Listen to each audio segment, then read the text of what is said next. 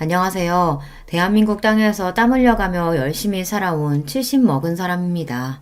식구들 안 굶기려고 1분 1초 아끼며 살다 보니 뭐 지금은 취미랄 것도 없이 유튜브나 보며 지내는 노인이 되어버렸네요. 지금 나와 같이 사는 건 지난해부터 우리 집에 눌러 살게 된 길고양이 수봉이가 유일한 식구고요. 긴긴 밤 옆구리는 시리지 마음 울적할 때는 그저 술이나 마시며 여기 유튜브에서 사람들 사는 이야기 듣는 것이 재미난 일이 되었죠. 저라는 사람은요, 많이 배우지도 못한 데다가 또 가진 팔자가 어찌나 억센지 우아하고 고운 말 같은 건 하나도 쓸 줄 몰라요. 그래서 여기 다른 사연자님들처럼 좋은 말솜씨는 없지만요, 최대한 솔직하게 제 이야기를 털어놓겠습니다. 그러니 여러분, 제 이야기 좀 한번 들어봐 주세요. 도대체 누구 잘못인지, 내가 나쁜 년인 건지 한번 판가름을 해달라 이 말입니다.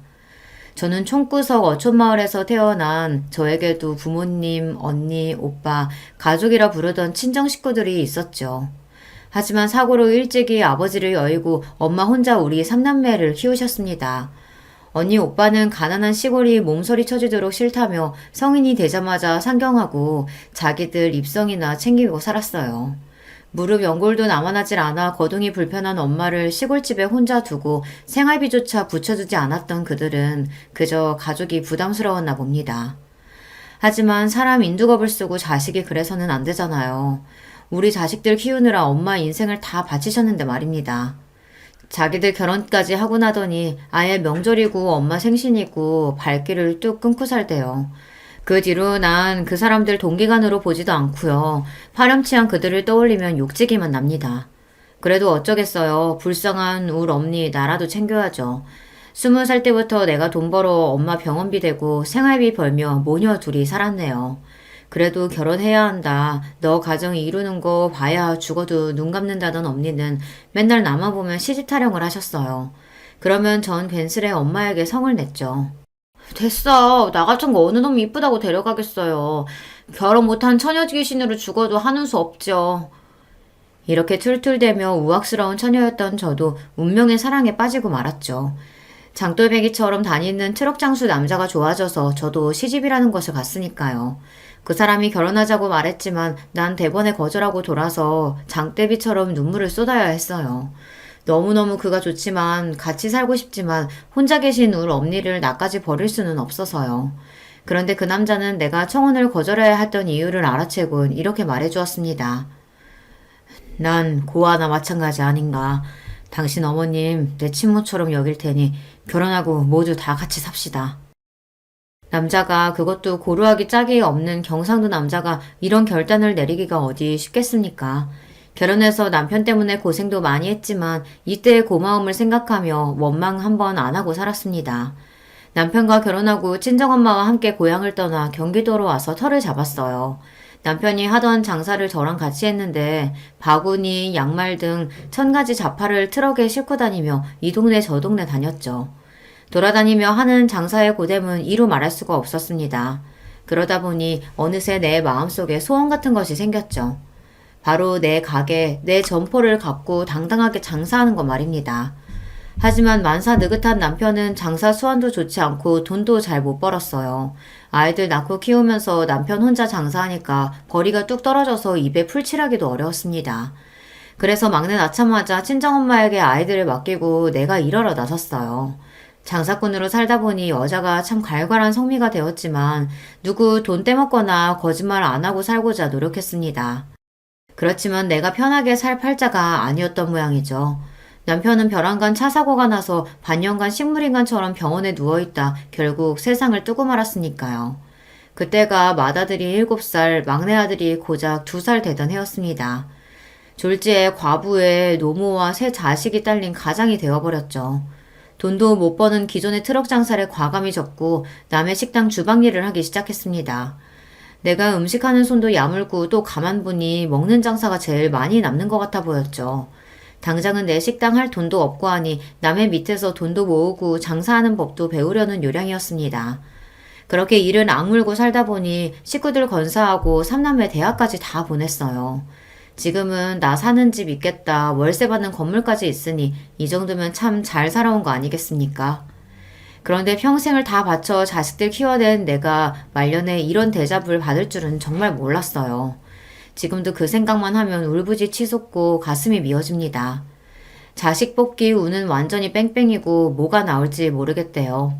첫째 아들과 둘째 딸은 성실하니 일찍 철들어 저들이 알아서 공부도 잘하고 크대요. 문제는 막내 아들이었습니다. 남편이 술 먹고 들어와서 더듬을 때 아주 손모가지를, 아니 다른 곳을 분질러 놨어야 했는데. 주책맞게 이게 무슨 소린지 모르겠네요. 여하튼 간에 그날 막내를 뵈는 게 아니었다 싶은 순간은 셀 수도 없을 겁니다. 꽤 많고 장난심한 녀석이라서 애를 모르는 이웃이 없을 정도로 동네에 소문이 파다했어요. 거 정사하다 말고 어디 가요? 아휴, 내가 복장이 터져서 막둥이 학교 가요. 막둥이 담임선생님이 학부모 상담하자고 전화가 왔지 않아요. 에? 또 가? 지난번 선생님 가방에 개구리 집어넣고 여자애들 체육복 죄 뜯어놔서 불려갔었잖아요. 이번엔 또 무슨 짓을 졌대요? 대머리 교장 선생님은 가발에 리본을 묶었다나 뭔 짓을 더 한 모양인데 아우 아주 이놈의 자식 때문에 내가 못 살아. 걸핏하면 막내가 사고쳐서 학교에 불려가야 했어요. 죄송한 마음에 학년이 끝나면 의뢰 담임 선생님 가족분들을 제 식당에 모셔서 대접했죠. 선생님, 성택이 자식 때문에 얼마나 노고가 많으셨습니까? 엄마로서 제가 참 죄송하고 고맙고 해서요. 없이 사는 사정이라 드릴 거라고는 이 사죄주 한 잔 올리고 음식 대접하는 것 뿐이라요. 촌지나 내놓지 하는 표정으로 제 초대를 거절한 선생님도 있었지만 대부분 제 정성을 뿌리치지 않고 초대에 응해주셨죠. 성태기가 장난은 곧잘 쳐도 머리 회전이 빠른 놈이니 때려서라도 끝까지 공부시키라던 고마운 선생님도 있으셨습니다. 그 말씀대로 막내 우격 다짐해서 좋다는 학원에 집어넣어 억지로 공부시켰습니다. 공부 안 하고 딴 데로 샜다거나 시시껄렁한 친구들과 어울리면 곧바로 귀때기를 잡고 끌고 와서 빗자루가 부러질 정도로 매질을 하며 강하게 키웠어요. 엄마 말 안 듣고 반항하던 놈도 어느새 맘 잡고 공부하더니 결국 연세대에 합격을 했다는 거 아닙니까? 더 공부 잘하던 지 작은 누나도 한양대에 갔는데 사고뭉치 막내가 이 정도면 성공한 거죠. 우리 동네에서 자식 셋 다 좋은 대학교 보냈다는 이유로 저 가슴 좀 피고 삽니다. 물론 자식들이 알아서 잘한 거지만 과부로 자식 셋을 좋은 대학까지 보냈다는 것이 내 훈장과 같은 것입니다.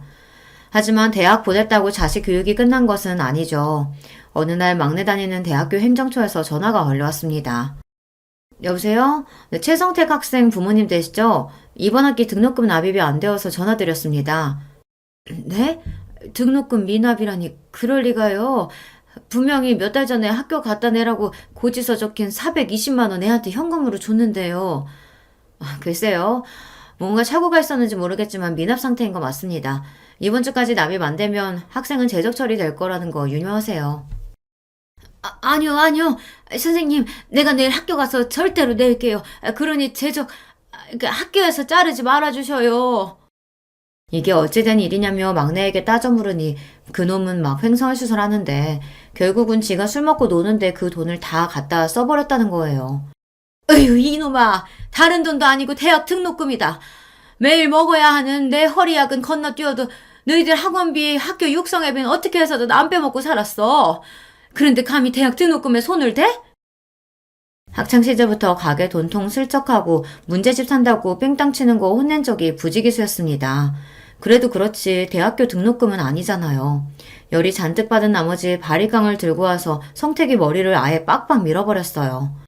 니는 정신 상태가 글러먹었어. 대학생이 무슨 군대나 가뿌라. 여지간해서 말 안 들어먹던 놈이 그때는 충격을 좀 받았던 모양입니다.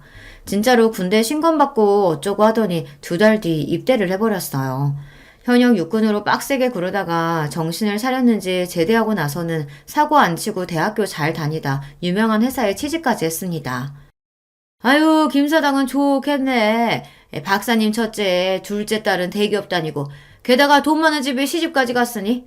그런데 속만 썩이는 막내까지 그렇게 큰 회사에 합격했다고? 그럼 저승에서 신랑 만나면 아주 잘 살다 왔다고 큰소리 뻥뻥 칠 거야. 그러니 지금 죽어도 여한이 없지. 요즘 나 밥 안 먹어도 배가 안 고프다니까. 에이, 그건 오바고. 그 늘어진 뱃살 보면 밥을 영 안 먹지는 않은 것 같은디. 이 사람이 뭐라고? 자식들 모두 제대로 된 인간 만든 것 같아 부모로서 느끼는 뿌듯함이야 이루 말할 수 없을 만큼 컸죠. 비록 큰아들은 외국서 공부하고 귀국한 지 얼마 안 돼요. 아직 미혼이지만 대부분 시집 장가 보내고 나니 이제 진짜 혼자가 되었어요. 같이 살던 친정엄마는 하늘나라에 가신 지 이미 십수년도 되었고 말입니다. 늙은 내 몸 하나만 챙기며 여유있게 사나 했더니 자식 교육은 끝난 게 아니더라고요. 별일 없이 잘 살고 내 용돈까지 붙여주는 첫째, 둘째와 달리 막내는 아직도 내 도움을, 아니 내 돈을 필요로 했어요. 자잘하게 카드값 막아야 한다, 손주에 돌잔치 해야 한다 등등 갖가지 명목으로 수없이 돈을 요구해왔습니다. 결혼할 때 전셋집도 마련해줬는데 5천만 원, 8천만 원 빌려달라 해서 아예 차용증까지 썼다니까요. 아니 큰 회사 다니는 맞벌이가 왜 맨날 돈이 그렇게 부족하냐? 이해가 안 가서 물어보니 내 허락도 없이 며느리는 이미 회사를 간뒀더라고요. 어머님 무서워서 미리 말씀 못 드렸는데요. 아기 낳고 복직하니까 회사 다니기가 너무 힘들어서요. 아휴, 어차피 그만두고 뭐 어쩌겠냐. 그럼 집에서 살림 열심히 하고 서방이랑 자식 실하게 챙겨야 한다. 알겠냐? 그런데요, 엄마 그 봉청동 건물은 한 달 월세가 얼마나 나와요? 갑자기 그걸 와 궁금해? 사실 회사 사정이 어려워져서 나도 회사 다니기 여간 힘든 게 아니어서요. 거기 건물 관리를 제가 대신 해주면 엄마도 편하고 나도 그 돈을 생활비로. 턱도 없는 소리 마라. 나도 곧 있으면 70이야. 언제까지 식당 일 하겠냐? 너희 형들처럼 엄마 용돈이니 그런 거 달라고 안 한다. 제발 네 앞가림만이라도 해. 너 절대로 그 회사 그만 못 둔다. 알겠냐? 제가 이런저에 단칼에 거절해버리니 다시는 일 그만둔다는 소리 입 밖으로 꺼내지 않았습니다. 그런데 결국 막내 이놈 큰일을 저지르고야 말았습니다. 어느 날 무섭게 생긴 깡패 세 놈이 우리 가게에 찾아와서 난동을 부렸어요. 최성택이 돈을 빌렸는데 기한이 넘도록 안 갚고 있으니 부모가 대신 책임져야지? 네, 아무리 굶었을지언정 사채에만은 손대지 않았습니다. 사채 빚에 가족들이 뿔뿔이 흩어져서 사람굿이 못하고 사는 경우를 여러 보았기 때문이죠. 그런데 멀쩡한 놈이 뭐가 부족해서 사채비까지 쓴 것인지 당장 막내를 불러다 제대로 혼냈어요. 내가 너를 어찌 키웠는데 맨날 너는 네 어미 속을 뒤집는 거냐, 이 화상아. 나는 다급히 그놈 때릴 몽둥이를 찾아다녔습니다. 그 모습에 겁먹은 막내는 도리어 나에게 이렇게 대들었어요. 엄마 그만 좀 하세요. 우리 때문에 요 모양 요 꼴로 사셨다고 시위하시는 거예요? 왜요? 그때 그 한아저씨한테 못 간 것도 자식들 때문이라고 원망하는 거죠. 니 미쳤냐? 30년도 더 지난 얘기를 못하라 꺼내. 쭈구렁 방탱이가 다 된 나한테 뭐 그런 연모가 남았다고? 어쩌면 과거에 그때 엄마가 자기를 버릴지도 모른다는 두려움 때문에 막내는 아직까지 그 오래된 일이 선명하게 남아있나 봅니다. 한 사장, 이 나이 먹고 말하기 남사스럽지만 저에게도 애들 놓고 재치하고 싶을 만큼 좋아했던 남자가 하나 있었습니다. 1992년도 한방눈이 펑펑 내리는 날 그 남자와 얘기 나누던 기억은 보물처럼 가슴에 묵혀두고 가끔 생각만 했었는데 어디 그 이야기나 해볼까요? 고깃집 식당에서 주방 이모로 있을 때인데 한 사장님은 그 옆 정육점 가게 주인이었어요. 한 사장은 몇 년 전 마누라가 도망친 뒤로 딸 하나를 키우고 살았는데 그 애가 우리 둘째 딸과 같은 나이였던가 그랬습니다. 어느 날 식당 가장 바쁜 저녁 시간에 둘째가 홀딱 젖은 생쥐 모습으로 돌아왔어요. 엄마, 제발 우리 다른 동네로 이사 가면 안 돼요? 우리 딸은 내 말 잘 듣고 엇나가는 걸 본 적이 없는 착한 애입니다. 9살 난 애가 엄마 대신에 방 청소도 하고 방에 연탄불 넣으면서도 불평 한 번 안 하는 속 깊은 아이였죠. 그런데 애가 엄마 보러 식당까지 온 데에는 다 그만한 이유가 있었던 것인데 난 마냥 애를 밀어대면서 집에 가라 가라 했습니다. 급기야 둘째는 울음을 터뜨리고 그 모습에 화가 난 식당 사모님이 저한테 소리쳤어요. 아줌마 여기서 쫓겨나고 싶어? 손님들 식사하시는데 왜 애 우는 소리 나게 해? 재수없게. 빨리 애 보내고 주방 들어가요. 황급히 가게 뒤편으로 둘째를 데리고 가서 애 등짝을 철썩철썩 때렸습니다. 엄마 더 곤란해지기 전에 후딱 집에 가지 못하느냐면서요. 엄마, 내 말 한 번만 들어주세요. 우리 반 남자애들이 내 옷에서 냄새 난다고, 빨래 대신해준다고, 화장실 내걸레 빤 물을 나한테 끼얹어 버렸다고. 우리 이사가. 나 전학 갈래. 세상에, 어느 쏘글 놈의 자식들이 내 딸내미한테 그런 짓을. 서러워서 꺽꺽 웃는 딸의 모습을 보니 속에서 천불이 나고 네 신세도 엄마 신세 따라가는구나 싶어 울컥한 나머지 딸을 껴안고 나도 같이 울었습니다. 그렇게 딸을 보내고 가게에서 사장님 사모님한테 자리 비웠다고 혼났는데 한이 서리더라고요. 가게 뒷정리를 혼자 다 하고 가게 문 셔터 닫고 의차 일어섰습니다. 그때 눈송이가 하늘에서 나풀나풀 내려오대요. 눈이 참 더럽게 이쁘네. 거지 같은 하루 보낸 내 속은 썩어 문드러질 것 같은데. 저기요, 일 끝났으면 와서 쌍화탕 한 잔 마시고 가요. 일하러 가게 오다니며 그와 마주치면 가볍게 인사나 하던 대면대면한 사이였습니다. 말 한 번 섞은 적은 없지만 그 사람 목소리나 그림자만 봐도 알아채는 내가 이상했습니다. 동네에서 내가 과부인 걸 다 아는데 외간 남자랑 말 섞고 눈빛 나누다가 이웃들 입방아에 오르면 어쩔까 싶어 조심해야죠. 내가 왜 거기서 차를 마십니까? 집에서 애들이 기다리니 얼른 가야 돼요. 그 집딸이랑 우리 집 딸내미랑 같은 반인 건 몰랐어요? 애들 얘기할 게 있으니 잠깐 와봐요. 지금 시장 사람들 다 문 닫고 갔으니까. 남들 볼까 두려운 내 마음을 그에게 들킨 것 같다 놀랐지만 애들 얘기라고 하니까 못 이기는 척 들어가서 한 사장이 내미는 의자에 앉아 그가 준 종이컵을 받아들었습니다. 눈 오는 추운 겨울밤 쌍화차 하나가 뿜어내는 온기가 싫지 않더군요. 아니 너무 따뜻하고 좋아서 종이컵을 두 손 모아 꼭 감쌌습니다. 딸 이름이 혜연이 맞죠? 전학 온 뒤로 짓궂은 놈 몇몇이 괴롭히고 있었답니다. 우리 딸이 그 아이 뒷자리라 자주 봤는데 학부모회 하는 엄마 믿고 까부는 놈들이라 담임 선생님도 못 본 척해서 혜연이가 많이 힘들어했대요. 안 그래도 내일 날 박는 대로 학교 가서 그 자식들을 확 죽이 삘라고 했어요. 그놈들 이름이 뭐랍니까? 그때 정육점 가게에 있던 라디오에서 심수봉의 노래가 흘러나왔습니다. 그대 내 곁에 선 순간 그 눈빛이 너무 좋아. 순간 이상한 경험을 했어요. 흐르던 시간이 멈추고 내리던 눈도 멈추고 난로 곁에 앉은 그 사람과 나 둘만 세상에 존재하는 것 같은 느낌. 더 이상 말을 하지 않았지만 우린 느낄 수 있었습니다. 당신과 나 서로 좋아하고 있군요. 노을처럼 붉게 달아오른 얼굴을 보이기 싫어서 냅다 거기서 뛰어나왔습니다.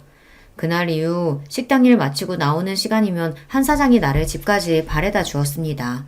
서로 별말은 안 했지만 원래부터 그런 사이였던 듯이 마치 그래도 된다는 듯이 말이죠. 같이 포장마차 우동을 먹고 걸어가며 이야기하는 것뿐 별다른 짓도 안 했어요. 하지만 소문은 살에 살을 더해져 회개 망측해져 버렸습니다. 엄마 진짜야? 식당 사장님이 엄마 갖고 재혼할 거라 했어요. 정육점 아저씨랑 살려는 거지. 나 싫단 말이야. 우리 아빠는 한 분이야. 엄마 결혼하지 마. 다른 두 아이까지 합세해서 애들은 제가 결혼할 거라는 소문을 들었는데 진짜냐고 물었습니다. 아무리 내 새끼들이라지만 그 순간 어느 동네 사람들이 묻는 것보다 나에겐 더 무서웠어요. 내가 뭐 잘못한 것도 없는데 괜히 나쁜 짓 하다 잡힌 범죄자가 나고 애들은 형사 같았습니다. 그렇지만 난 결정을 해야 했어요. 어정쩡하게 한 사장과 이렇게 연애하다가는 시장에서 내 꼴만 우스워지고 애들 앞에 떳떳한 엄마로 있을 수 없으니까요. 어쩐 일로 자네가 날 먼저 만나자 했어? 기분 참 괜찮네. 여기 김치우동이 기가 막히다. 아줌마, 여기 김치우동이랑 소주 한 병이요. 당신 덕에 가슴 떨리고 행복했죠. 그치만 우린 여기까지여요. 난 어디선가 잘 살고 있을 테니 정희 아빠도 건강하게 잘 살아요. 따끈하게 놓인 우동을 그대로 두고서 내 할 말만 내뱉고 혼자 나와버렸습니다. 집에 와서 소주 한 병을 마시며 그날 처음으로 술의 맛을 알게 됐습니다. 이후 외로운 나에게 소주는 유일한 친구이자 한풀이 상대가 되었죠. 곧바로 나는 다른 동네로 이사 갔기에 그 후 한 사장이 어떻게 사는지는 몰랐습니다.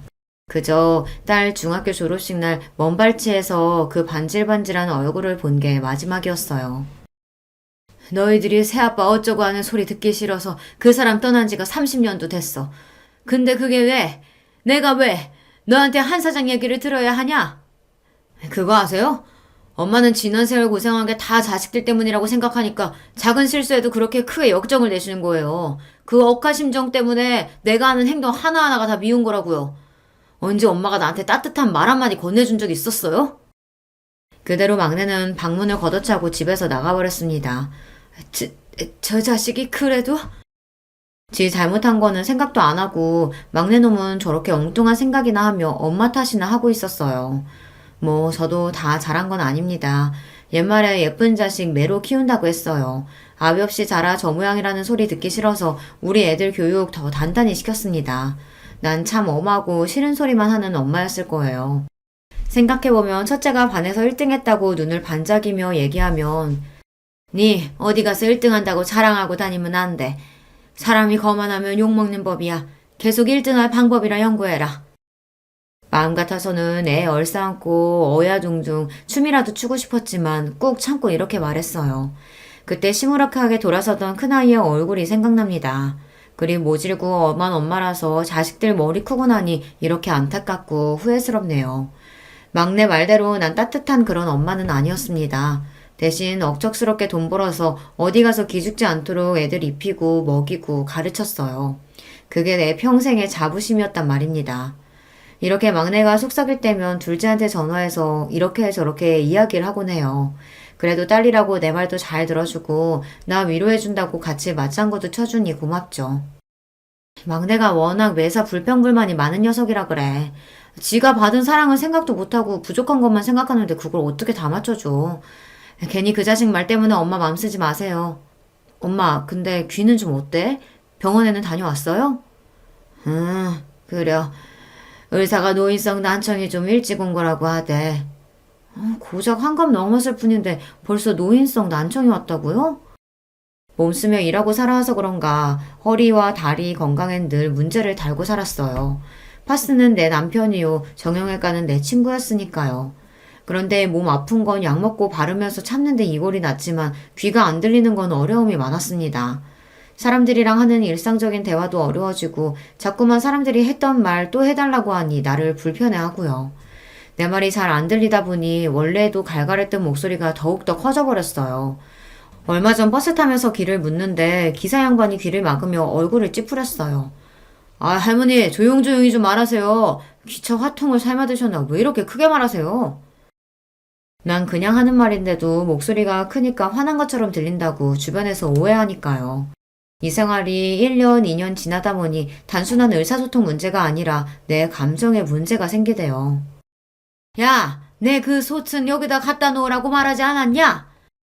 아쿠야, 어머니 애 떨어지겠어요. 그냥 말씀하시면 되지 왜 그렇게 성을 내세요? 아니, 난 그냥 말한 것인데. 여보.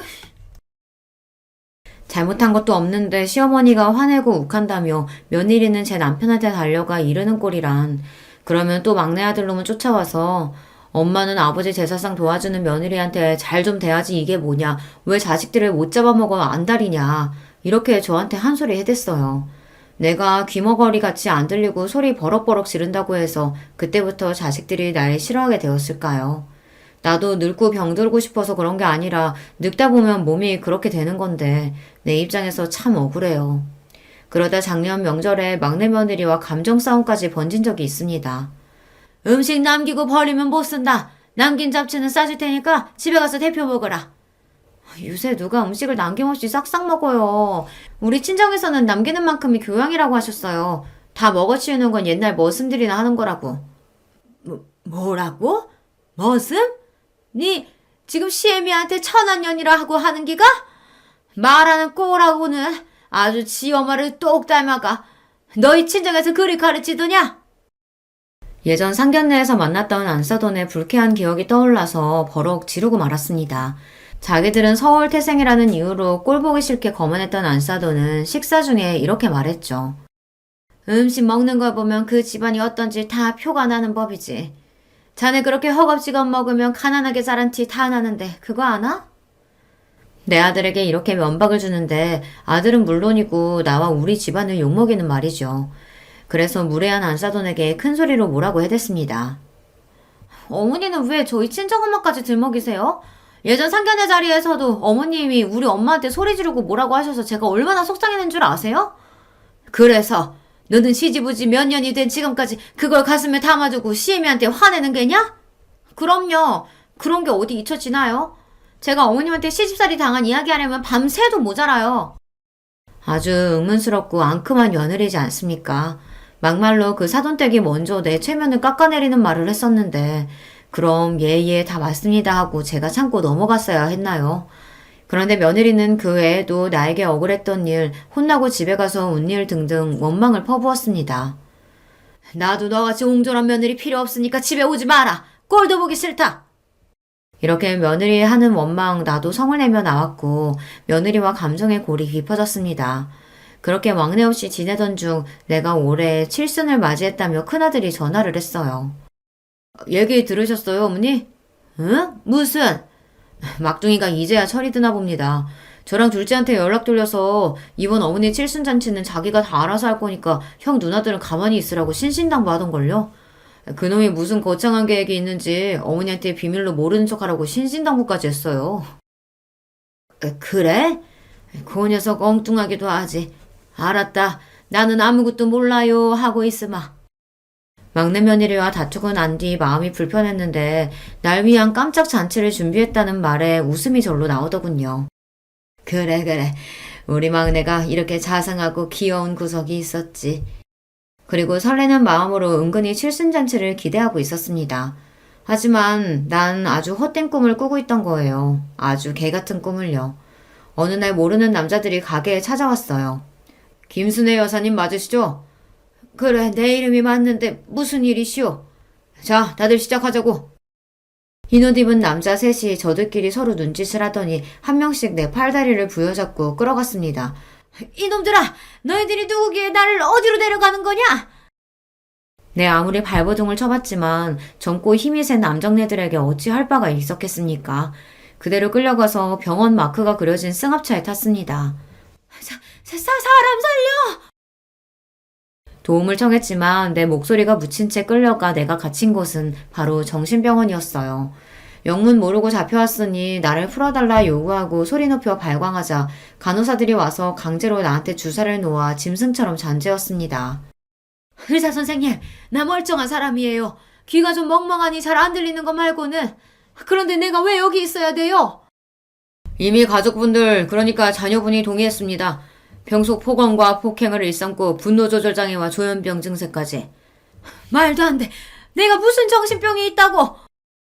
자식놈들에게 화가 나서 악을 쓰고 다리로 땅을 쾅쾅 찍자 의사는 태연하게 배를 눌렀습니다. 그러면 밖에 있던 남자 간호사들이 들어와서 나를 번쩍 안아들고 병실에 패대기 쳤습니다. 아, 나는 이대로 정신병자처럼 이곳에 갇혀서 생을 마감하게 되는 것일까. 지옥 같은 정신병원 생활보다 힘들었던 건 자식으로 인해 이런 일을 당했다는 것이죠. 매일 밤 아주 작은 환기창으로 달을 보며 평생 처음 소원이란 걸 빌었습니다. 제발 날 여기서 꺼내주셔요. 고생만 하고 살아온 거 하느님 아시죠? 말년의 일에 미친년으로 마감할 수는 없습니다. 정성스레 하늘에 비르다 보니 정말 응답하신 걸까요? 어느 날 발갓 활보 시간에 옥상 정원을 청소하고 있는 남자 노인 얼굴을 보니 내가 아는 사람이었어요. 그는 바로 그 옛날 내가 연모했던 한 사장님이었어요. 한 사장님? 제 목소리를 들은 그는 빗자루질을 하느라 굽히고 있던 허리를 펴고 두리번거렸습니다. 그 얼굴을 자세히 보니 비록 세월의 흔적으로 변했지만 똑똑히 알아볼 수 있었습니다. 내가 기억하는 그 한 사장이 분명했어요. 나를 기억해요? 많이 늙었지만 말입니다. 처음엔 한짝 옷 입은 나를 경계하다가 내 얼굴을 한참 보던 그는 결국 알아봐 주었어요. 알아요, 혜연 엄마. 아니, 수님씨. 저기요, 날 좀 도와주오. 난 한 사장에게 첫째와 둘째의 휴대폰 번호를 불러주며 내 상황을 대신 알려달라고 빌다시피 부탁했습니다. 그의 도움으로 다음날 둘째 딸이 병원에 찾아와서 난 겨우 풀려날 수 있었던 거예요. 혜연아, 아휴, 내가 이 꼴 보자고 아등바등 살아왔다. 차라리 그때 네 아버지 따라 혀 깨물고 죽을 것을. 둘째와 그간 이야기를 나누면서 알게 된 사실이 있었습니다. 막내놈이 아주 이전부터 철저한 계획을 세우고 날 일부러 정신병원에 쳐넣었다는 거 말입니다. 그놈은 저희 형 누나들에게 내가 사라진 일을 거짓으로 속였습니다. 나를 모시고 칠순잔치 호텔로 가던 중 나한테 얻어맞고 정신을 차려보니 자기들이 차에 쓰러져 있고 엄마는 이미 사라진 쥐였다고.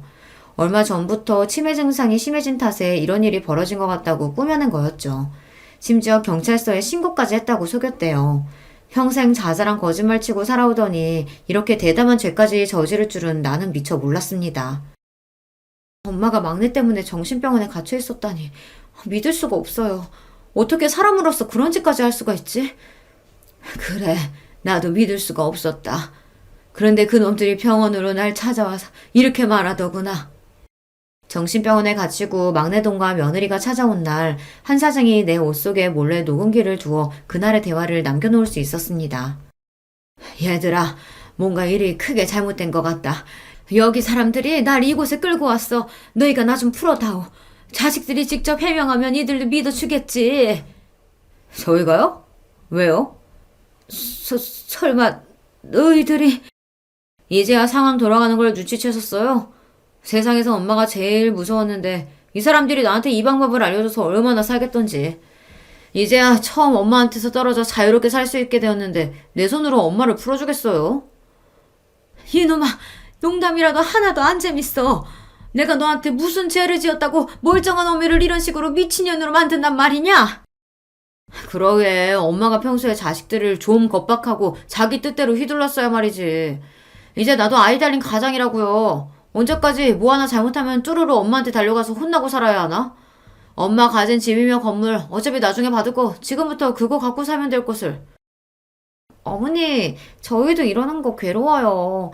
하지만 우린들 어떻게 해요. 그대로 있었으면 어머님한테 피 말려서 우리가 먼저 죽을 것 같은걸요. 녹음기 속 대화를 듣던 첫째와 둘째는 어찌나 충격을 받았던지 입을 다물지 못하고 눈만 껌뻑거렸습니다. 그 상놈의 자식 가만 안 두겠습니다. 어머니, 어떻게 하면 좋겠습니까? 막내놈을 어떻게 벌줘야 할지에 대해 두 아이와 의논을 했죠. 자식을 위해서라면 눈 하나 달래도 줄 수 있었던 어미지만 난 아들, 딸의 조언대로 변호사를 찾았습니다. 변호사님, 자식까지도 아는 막내 호적에서 파주쇼. 법원 판결을 통해 정당한 이유로 인정을 받아야 가족관계 등록부 정정이 가능합니다. 우리나라에서 호주제는 폐지되어서 이제 호적 자체가 없기도 하고요. 그럼 어떻게 방법이 없는 건가요? 그럴 수야 없죠. 의뢰인께서 막내 아드님으로부터 당하신 일에 대해 복수하셔야 하지 않겠습니까? 내가 처했던 상황을 설명하자 변호사님은 최선을 다해 돕겠다고 자기만 믿으라 장담했어요. 옛말처럼 호적에서 파낼 수는 없었지만 내 뜻을 분명히 막내 자식 부부에게 전했습니다. 변호사가 추천한 대로 법적으로 강하게 말이죠. 더 이상 타이르고 매타작해서 가르치는 게 아니라 어른의 무서움, 부모의 냉정함을 보여줄 차례란 말입니다. 시간이 얼마 흐르지 않아 성태기와 그 마누라는 날 찾아와 빌어댔죠. 하지만 아직도 정신을 못 차렸는지 사죄부터 하지 않고 저들이 처한 상황부터 해결해달라고 하는 꼴이란. 세상에 이런 법이 어디 있습니까?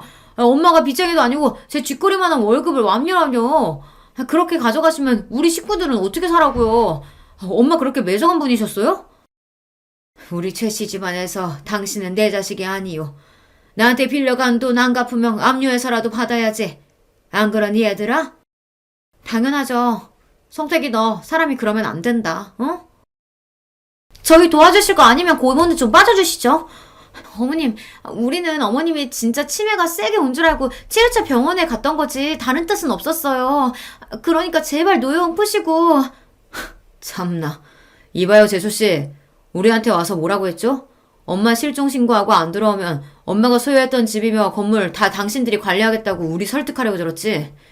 결국은 엄마 재산 노리고 정신병원에 감금해놓고 어디 뻔뻔하게 얼굴을 들고 다니는지 원. 뭐? 형! 말이면 단 줄 알아? 형이나 누나도 우리랑 다 같은 흑심 품었었잖아. 겉으로는 착한 척, 엄마 걱정하는 척 하면서 실은 속으로 엄마가 실종되고 사망 처리되게 바랬던 거 아니야? 형도 엄마 유산 바랬던 거 아니냐고. 막내놈이 형에게 대들자 아예 두 아들놈은 멱살잡이 하는 상황까지 오고야 말았습니다. 그 광경을 보니 내 속에서 불이 나더라고요. 나도 모르게 막내 노의 뺨을 후려쳐버렸습니다. 어디 내 장남 멱살이 잡아? 아저씨가 뭔데? 당장 내 집에서 나가라. 분명히 말하지만 너희는 내 자식 아니니까 이 집에 찾아오지도 말고 내 돈이나 얼른 갚아. 안 갚으면 계속 그렇게 월급 차압 당할 거라는 것만 똑똑히 알고. 변호사의 조언대로 채권 강제 집행인가 하는 법원 명령을 받아 아들의 월급 380만 원 중 절반을 차압했으니 저들이 먹고 살기 힘들기도 하겠죠. 하지만 불효막심한 막내에 대한 단죄는 이것이 끝이 아니었습니다. 두 남매가 나를 위해 진짜 칠순잔치를 준비해서 서울 강남의 유명한 호텔에서 흥겨운 시간을 보내고 있었죠. 당연히 막내는 그 자리에 초청하지 않았고요. 그런데 둘째 손주들의 귀여운 축하 노래 중 어찌 알고 왔는지 막내 아들과 며느리가 그 잔치에 들어왔어요. 설마 미운 내가 보고 싶어서 칠순잔치까지 왔겠습니까? 뭐 월급 압류 풀어달라 사정할 목적이었겠죠. 내 자식이지만 이젠 나도 그 시꺼먼 속내에 속아 넘어가지 않습니다. 이 자리에 있어서는 안 될 사람들이 왔네. 첫째야 둘째야 쟤네 끌어내라. 저도 자식이에요. 하나뿐인 어머니 칠순잔치에 아들인 제가 빠져도 되겠습니까? 아, 그러세요? 어쩌나? 사실 나는 자식이 둘뿐이었어요. 거기 자네들은 내 모르는 사람이니 이 좋은 잔치에서 나가주실랍니까? 정말 왜 이렇게까지 하시는 거예요, 엄마? 차라리 원래 엄마 성미대로 메타적하고 차라리 욕을 날리세요. 안 어울리게 서울말 쓰며 자식인 우리한테 존대하시냐고요. 진짜 소름 끼치게. 나는요. 나랑 하등 상관없는 남한테는 그래도 예의 지키고 사는 년입니다. 그쪽이랑은 완전히 남이니까 이러죠. 뭐 이렇게 내 잔치에 온 김에 거기 차린 뷔페나 먹고 가요. 옛날에도 좋은 잔칫날 동네 버렁쟁이들까지 다 먹였으니까. 나는 더 꼴도 보기 쉽지 않다는 듯 잔치 내내 막내를 투명인간처럼 대했습니다.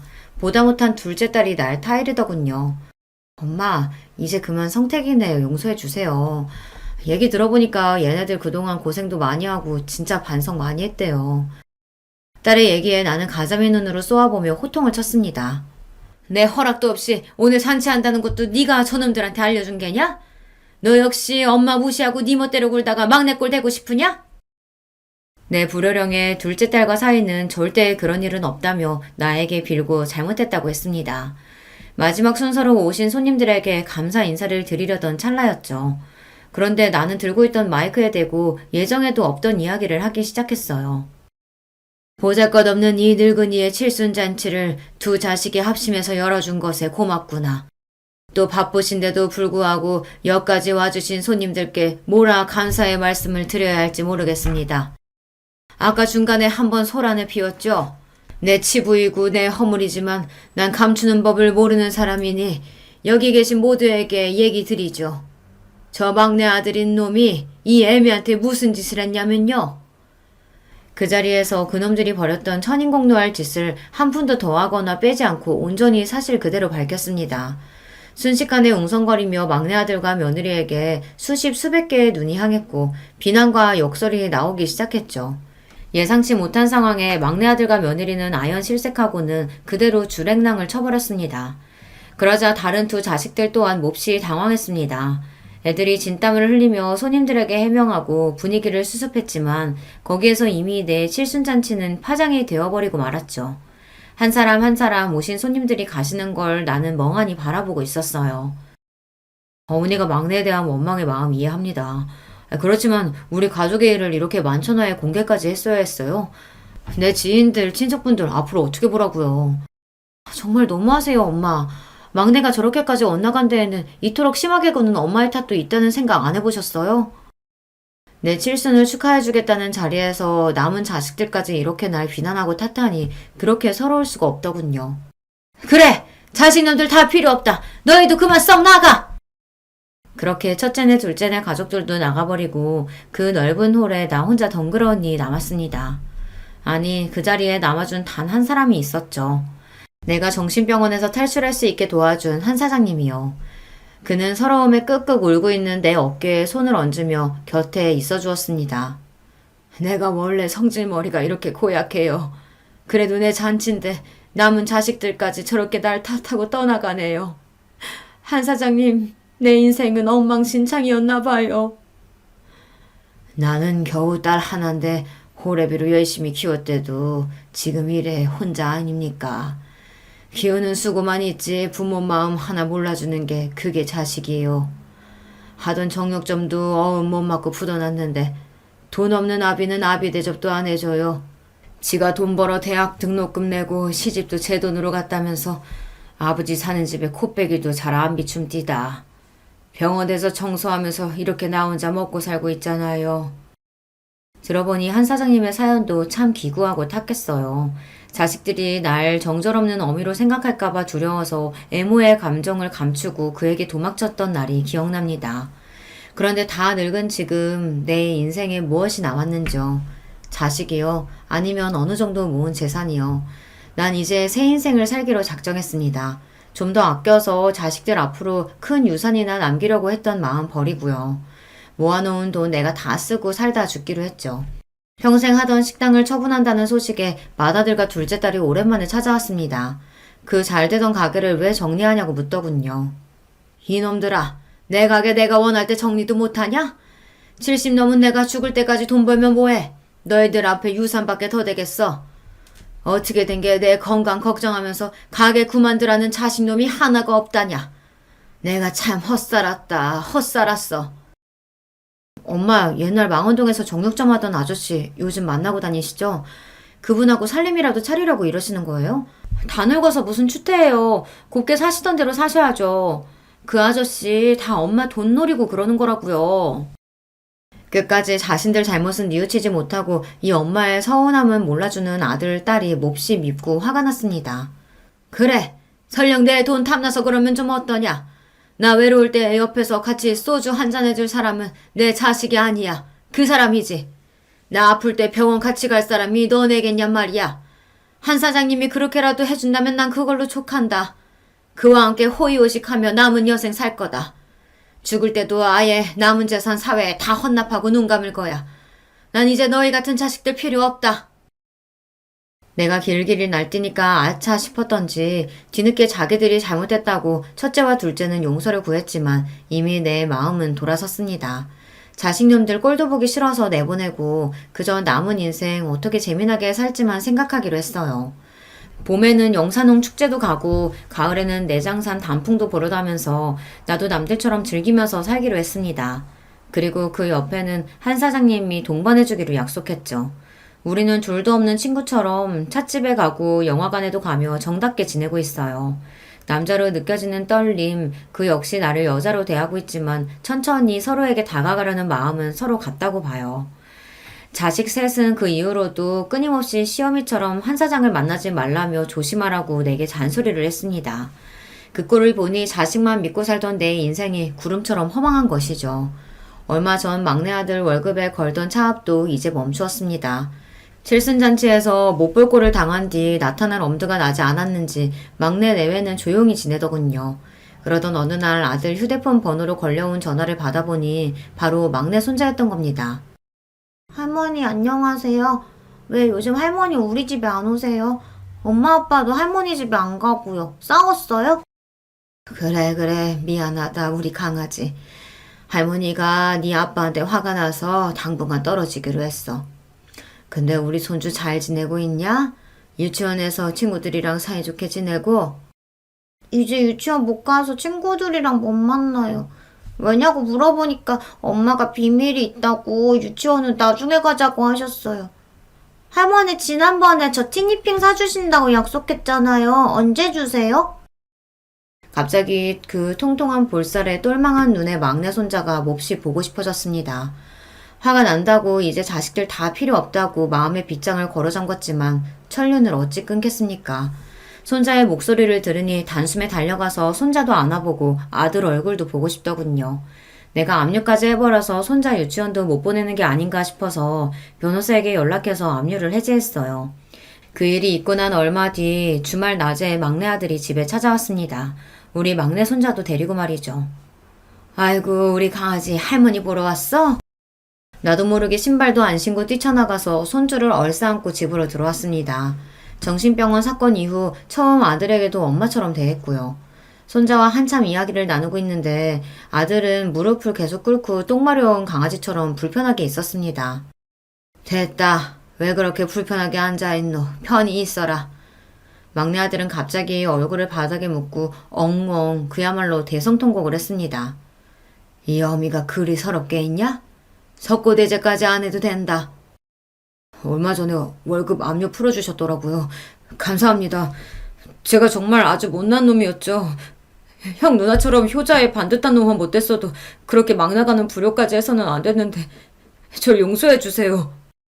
이제라도 알았다면 앞으로 네가 어쩌는지 내 눈 부릅뜨고 지켜본다. 그러고 네 형 누나도 뭐 그리 효자 아니다. 아니 못나게 굴어서 그놈들도 지금 자식처럼 안 보고 있지. 너나 그것들이나 크게 진배 없다. 손자가 그리 갖고 싶었던 장난감도 사주고 아들이 좋아하는 갈비찜 밖에서 사 먹이고 돌아왔습니다. 가만히 내 속이 어떤가 들여다보니 막내 아들에게 맺혀있던 한해 응어리가 많이 풀어져 있더군요. 이게 어미고 끊지 못하는 천륜인가 싶습니다. 하지만 그렇대도 아직 막내가 저지른 죄를 완전히 용서한 건 아닙니다. 이놈이 진심으로 뉘우치는 것인지 아니면 그런 척 어미를 속이고 정신 못 차리고 있는 것인지는 좀 더 지켜봐야죠. 전처럼 자식들 필요한 거 다 해다 바치고 모든 애들 입장에서 생각하던 것은 이제 나 안 할랍니다. 예전 같으면 자식들 무서워서 남자친구는커녕 친구도 잘 못 만났는데 지금은 자식들이 뭐라든 한 사장님하고 가깝게 지내니까요. 이쯤에서 구독자 여러분께 묻고 싶네요. 여러분이 저처럼 정신병원에 가둔 자식이 있다면 그놈을 용서하고 전처럼 받아들이실 수 있으신지요? 그래도 자식이라고 품어주려는지요? 자식들이 엄마가 변했다고 노망이냐며 서운하다고 나오는데 제가 뭐 그리 잘못한 것입니까? 나도 헷갈리고 마음의 갈피가 안 잡힙니다. 어떤 날은 그래도 내가 어미고 우덜인데 허물 다 덮고 자식들 봐줘야지 싶다가도 서운함이 가시질 않아요. 그래서 감히 여러분께 여쭙고 싶어요. 첫째와 둘째 그리고 이 막내놈을 용서하는 게 맞습니까? 아니면 저들이 뭐라곤 유산이고 뭐고 남기지 않고 제 마음대로 다 쓰다 가는 게 맞나요? 여러분께서 댓글로 저한테 조언을 좀 해주세요. 도대체 내가 뭘 잘못해서 자식들이 이렇게 되어버린 건지, 만약 100% 자식놈들 자식이라 이렇게 된 거면 내가 뭘 어째야 좋을지 말입니다. 여러분께 내 자식들 못난 점까지 드러내며 이렇게 간곡히 고민 상담을 부탁드리니 송구하네요. 하지만 불쌍한 노인네 도와준다는 마음으로 지나치지 마시고 이야기 좀 보태주셔요. 그럼 전 여러분만 믿고 이제 글의 문을 닫을게요. 제 사연 들어주셔서 참으로 감사합니다. 안녕하세요. 저는 얼마 전에 할머니가 된 기쁨을 누린 사람입니다. 살다 보니 이런 날도 기어이 오더라고요. 제가 유튜브에서 가장 좋아하는 채널에 제 지난 이야기를 사연으로 한번 보내어 봅니다. 아직 인생을 통달했다고 말하기에는 너무 부끄럽긴 하지만 그래도 할머니까지 된 입장으로서 인생이란 뭔가를 얘기해보자면 저는 내 이야기 하나 제대로 들어줄 사람 만나기가 생각보다 쉽지 않은 것, 이게 바로 인생이라고 생각해요. 저는 워낙 타고나기를 활기차고 왈가닥인 소녀였어요. 가진 것에 비해서 늘 꿈이 비대하기도 했었답니다. 속으로 늘 오빠보다 제가 낫다고 여기면서 친정 부모님이 뭐라고 하시든 콧대가 쉬이 꺾이지 않는 딸이기도 하였고요. 그런 나날을 보내던 중 제가 중학교 시절에 동생이 태어났습니다.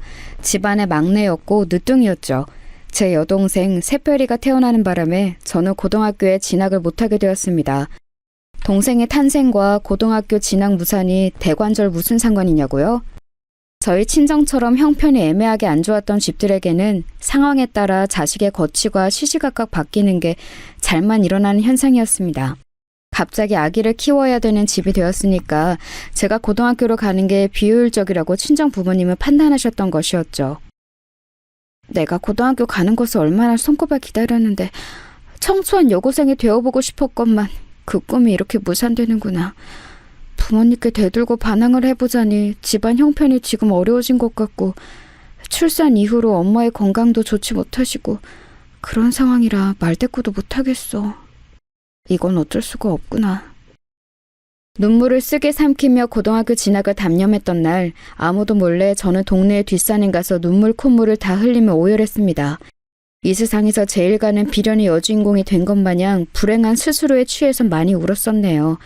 그렇게 울고 나니까 얼마나 배가 고프던지 집에 돌아가는 길에 이웃집의 밭에서 과일 서리를 하나 몰래 하고 말았는데 낌새를 느낀 것인지 주인이 집에서 얼른 나오길래 안 들키려고 미친 듯이 내달렸다가 돌부리에 걸려 넘어져서 다리에 상처가 났었죠.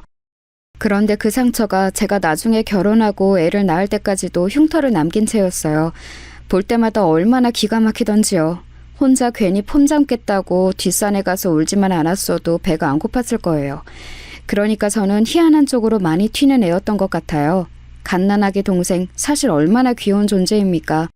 그러나 저는 언니가 되어서는 동생인 새별이가 아기일 적에 이를 박박 갈면서 미워했었습니다. 그냥 주는 것 없이 얄미웠어요. 주변에서 귀여운 동생이 생겨서 좋겠다라고 말하면 저는 반드시 그 사람에게 보복을 가했습니다. 이런 나쁜 언니에게 잘못 걸린 제 동생 새별이 과연 무사히 클 수 있었을까요? 이를 박박 갈면서도 손으로는 똥오줌 싼 거 다 처리해주고 눈빛은 얄미워 죽겠다고 원망을 하면서도 손으로는 옷을 갈아입혀주는 그런 언니가 저였기 때문에 새별이는 무럭무럭 자랄 수 있었답니다. 솔직히 제가 아니었으면 그렇게 잘 크기 힘들었을 거라고 저는 감히 자부할 수 있어요. 왜냐고요? 당시 친정엄마는 출산 후유증으로 힘들어하셨고 몸이 좀 나아지신 이후에는 저에게 네가 참 동생을 잘 보내라는 짧은 감상이나 남겨주시면서 모든 육아를 본격적으로 전가하셨거든요. 저는 새별이 이전에 동생이 없었는데 저라고 아기를 잘 돌보는 법을 알았겠나요? 전혀 몰랐지만 그냥 책임감, 의무감 같은 걸로 열심히 했던 것뿐입니다. 지금 생각하면 정말 고단했던 시기였네요. 고등학교에 진학하지 않은 제가 설마 집에 틀어박혀서 갓난 동생만 보고 있었을 리가 없잖아요. 네, 저는 돈을 벌러 다니고 있었습니다. 아이, 좋은 아침! 너는 여상 가냐? 나는 공장 간다. 당시에 저는 제 중학교 동창들을 동네에서 만나면 그런 식으로 씩씩한 인사를 먼저 건넸습니다. 잠깐이었지만 약간은 동네에서 유행어처럼 번지기도 했어요. 넌 여상? 난 공장. 이런 식의 제가 만들어낸 표현이었는데 사람들이 제 흉내를 내면서 꽤 썼었습니다. 당차고 야물딱지다면서 동네 어른들은 다 저를 좋게 봐주셨던 것 같아요. 하지만 제 속은 조용히 문드러지고 있었답니다. 저는 공장이 아니라 친구들이 다니는 여상을 다니고 싶었거든요. 공장에서 내도록 서서 일을 하며 눈알 빠지게 반복 작업을 해야 한다는 것 자체가 너무 괴로웠어요. 저도 친구들처럼 학교 생활을 하고 싶었죠. 그러던 어느 날 고된 일을 마치고 집에 오자마자 새별이부터 챙기고 간단히 집안일을 하고 그러고 있는데 오빠라는 놈이 교복 차림으로 하품을 쩍쩍 날리면서 귀가를 하더니 가방을 아무렇게나 획 내팽개치더라고요. 마치 저보고 알아서 정리하라는 지시 같았습니다. 집구석도 좁아 죽겠는데 가방을 던지는 행위에 저는 열이 받았죠. 그래서 그 가방을 오빠의 등짝에다가 날려줬습니다. 그랬더니 친정 부모님이 깜짝 놀라시면서 저를 혼내셨어요. 공부하고 온 오빠는 왜 괴롭히냐면서 말이죠. 친정 아버지의 소뚜껑 손으로 꿀밤까지 세게 맞자 서러움이 밀려들었습니다. 참고 있던 화가 폭발하는 순간이었어요. 아버지, 왜 오빠만 고등학교 보내셨어요? 진짜 너무하시는 거 아니에요? 저도 고등학교 다니고 싶었다고요. 어허, 남자랑 여자랑 같지 않다고 내가 대체 몇 번이나 말해줘야 너는 알아들을 거야? 그리고 네 오빠가 너보다 공부머리가 더 좋잖아. 네가 공부를 잘해놓고 따졌으면 지금 내가 이렇게 기가 막히지는 않았을 거다. 공부 얘기에는 솔직히 대꾸를 할 수가 없어서 분했습니다. 그런데 제가 오빠하고 공부로 승부를 보기 이전인 아주 어렸을 때부터 이미 차별을 받았다는 것이 생각난 거죠. 아버지 말 맞다나 남자로 태어날 것을. 엄마, 도대체 엄마는 왜 나를 딸로 낳아서 내 인생을 힘들게 만들어? 나도 아들이었으면 귀염둥이 둘째 아들 소리나 들었을 텐데 오빠가 사고치면 사내 자식이 아주 장군감이네 이러고 내가 사고치면 기집애가 혼나고 싶어서 또 저러고 자빠졌네 이러고 솔직히 차별이 너무 심했잖아 옛날부터. 아유, 너는 진짜 별소리를 다 하는구나. 왜 그렇게 너는 억울해하는 거야? 엄마도 그렇게 컸어. 어? 여자라서 딸이라서. 너보다 더 심하게 차별받고 컸으니까 너는 세상에서 너무한 억울하고 분하다는 그 표정 좀 그만 지어. 친정엄마가 그때 저한테 해주셨던 말씀이 두고두고 안 잊혀졌던 것 같아요. 끝내 저를 향해 그냥 좀 살아라고 하셨던 분이 제 친정엄마이셨습니다. 곱씹을수록 제 마음속에서 메아리가 되어 울려 퍼졌어요. 너만 억울한 거 아니니까 그냥 참으라는 그 논리가 정말이지 어이가 없었죠. 한참을 곱씹던 저는 동생을 품에서 재우며 이렇게 말을 해주었습니다. 야, 너는 나보다 한참 어리니까 네가 내 나이가 되었을 쯤에는 뭔가 달려져 있지 않을까? 아무튼 너는 딸이라서 서럽고 눈물나게 살지 마라. 결심을 하나 했는데 내가 오늘부로 너를 후계자로 딱 찜했어. 이게 무슨 말이냐 하면 앞으로 네가 나의 병기가 되어서 활약하는 거야. 내 병기로 성장해서 내 억울함을 네가 다 풀어줘. 알았지? 내가 팍팍 밀어줄게. 그러자 품 안에서 어린 새별이가 배시시 웃었어요. 알아들은 것도 아닌데 그렇게 웃은 게 너무 신기했죠. 집이 좁은 탓에 제 작은 목소리를 옆에서 다 듣고 계셨던 친정엄마는 고개를 저으셨습니다. 아유, 애한테 이상한 소리 마. 병기 같은 소리 하고 있네. 그리고 애가 뭘 알아듣기라도 하니? 왜? 못 알아들으면 이상한 소리 해도 되는 거 아니야? 너는 대체로 말을 상대방에게 한마디도 안 지는 편이야. 네 스스로 이 점을 알아야 돼. 지금은 네가 어리니까 단순히 객기라고 어른들이 받아줄 수 있지만 시간이 지나면 너도 바뀌어야 할 거야. 알았지? 그런데 아무튼 엄마는 네가 있어서 다행이라고 생각은 해. 너 없었으면 누뚱이는 나을 엄두도 못 냈을 것 같네. 고맙다 우리 딸. 친정엄마는 어색하고 민망해 하시면서도 저에게 그날 고맙다는 인사를 남몰래 해주셨어요. 새별이의 존재 때문에 여러모로 제 상황이 꼬여버렸는데 동생이니까 소중하기는 하고 친정엄마에게 고맙다는 인사도 처음으로 들어보고 이런 상황이니 저에게 새별이는 애증의 존재로 자리 잡았던 것 같습니다. 좋으면서도 미우면서도 귀찮으면서도 아주 그냥 복잡 미묘했죠. 그런데 제가 성인이 되고 나니까 애증이라는 감정도 자연스레 옅어지더라고요. 제가 더 이상 10대 소녀가 아니기 때문인 듯 싶었었네요. 공장 일을 전전하던 저는 지인의 소개를 통해서 첫 사무직으로 드디어 입성을 이뤄냈었는데요. 저에게 참 잘해주던 30대 초반의 남자 상사가 있었어요. 어리다고 중졸이라고 단순 업무직이라고 저를 무시하는 남자들 틈바구니에서 그분의 존재감은 남달랐습니다. 속으로 많이 동경하고 있었죠. 그런데 어느 날 그분의 부인이 저보다 겨우 3살 많다는 사실을 우연히 알게 되었습니다. 이것도 놀라웠는데 더 대단했던 점은 아이가 이미 5살이라는 사실이었어요.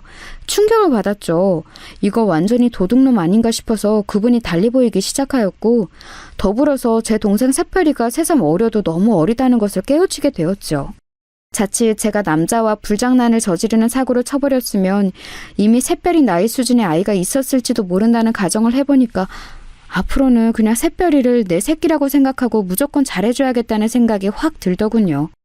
사회생활을 핑계로 폼잡내라고 성인이 된 이후로는 어린 동생 뒤치다거리에서 졸업하고자 아둥바둥 난리도 아니었었는데 생각을 고쳐먹고서 어리디 어린 동생에게 잘해주고자 했어요. 그러고 나니까 눈에 보이더라고요. 새별이가 얼마나 대충 방치되어 대충 자라고 있는지 말입니다. 저러다가 공부에 기억자하고도 인연이 없을 것 같아서 첫 단추를 잘 꿰어주고자 제가 노력을 좀 했어요.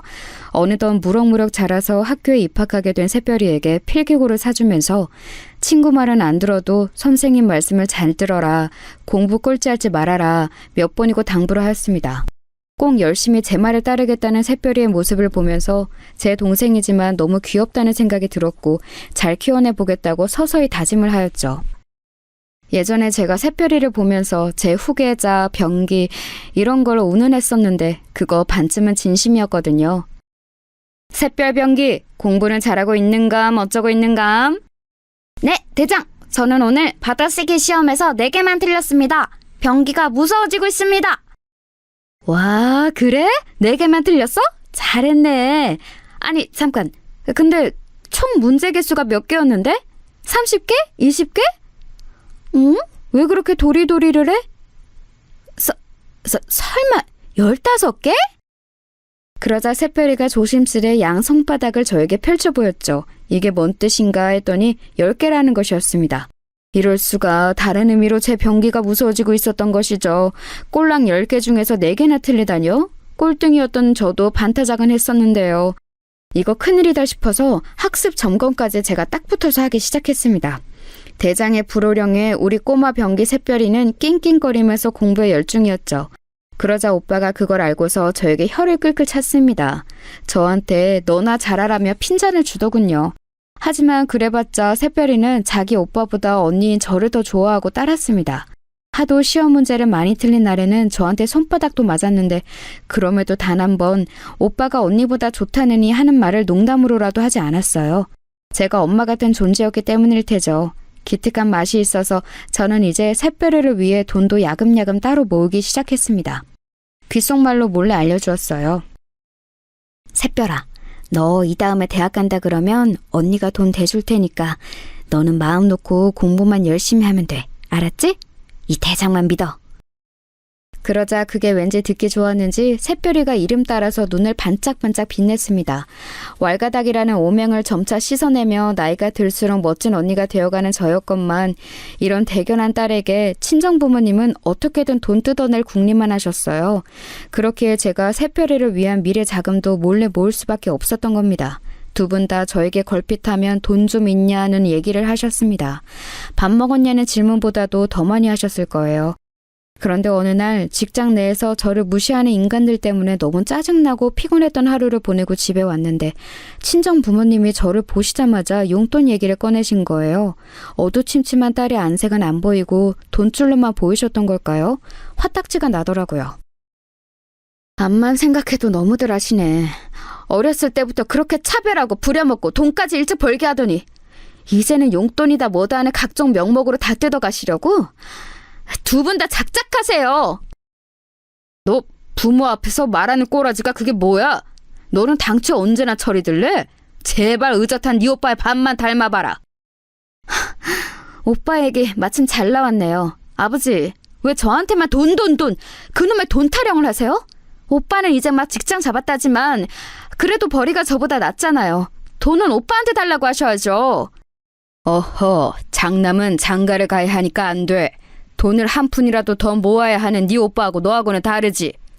네? 그럼 저는 돈을 안 모아도 되나요? 저는 시집 안 가요? 제가 노처녀로 늙어 죽기를 바라시는 거예요? 두 분 뒷바라지만 실컷 하다가? 남자하고 여자가 어떻게 같아? 남자는 장가 들 때 다 책임져야 하지만 여자는 그렇게 안 해도 된다. 출가 외인이라서 크게 상관없어. 아버지, 그럼 뭐예요? 저는 결혼할 때 드는 비용을 다 부담할 남자를 낚아채라는 그런 말씀이세요? 그럴 거면 예쁘게라도 낳아주시든가요. 두 분을 너무 닮아서 제가 외모가 별로 대단하지 않잖아요. 예쁘게 못 낳으실 거면 웃기게라도 낳아주셨어야죠. 그랬다면 제가 방송국의 문턱이라도 넘었을 텐데요. 그래서 지금 부모 탓이라는 거야? 너 이거 불효야, 불효! 부모가 자식 취급하는 게 너무하니까 자식도 불효이든 뭐든 할 수밖에 없죠. 금 나와라 뚝딱, 은 나와라 뚝딱 하는 방망이도 아니고 왜 저를 자꾸만 돈 나오는 방망이 취급하세요? 왜 저를 멋대로 휘두를 수 있는 방망이로 보시는 건데요? 그 방망이 잘못 회전해서 두 분을 칠 수도 있어요. 한순간에 감정이 확상해서 파국으로 치달을 수 있는 게 가족이죠. 저는 그날 폭발해서 막말을 쏟고 말았고 친정아버지가 열받아서 날리신 귀싸대기를 얻어맞았습니다. 맞고 나니까 진짜 서럽더라고요.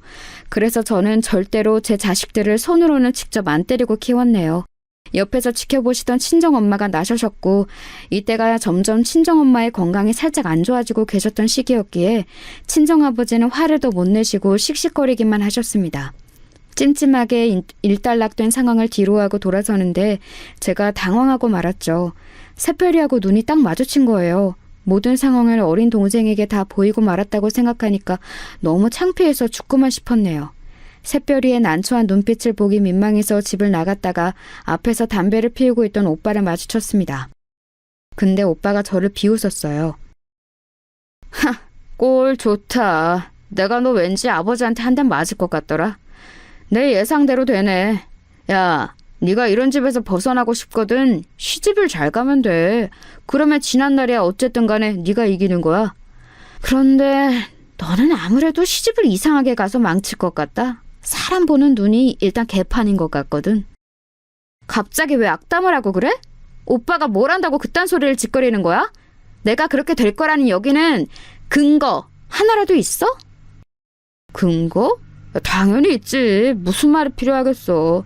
너는 딱 봐도 박복할 관상이야. 관상 같은 소리하고 자빠졌네. 오빠 관상은 그렇다면 간신배 관상이야. 눈썹이 얍삽하게 생겨먹었잖아. 그러니까 괜찮은 여자하고 맺어질 리가 없지. 그 바람에 오빠하고도 간만에 된통 다퉜습니다.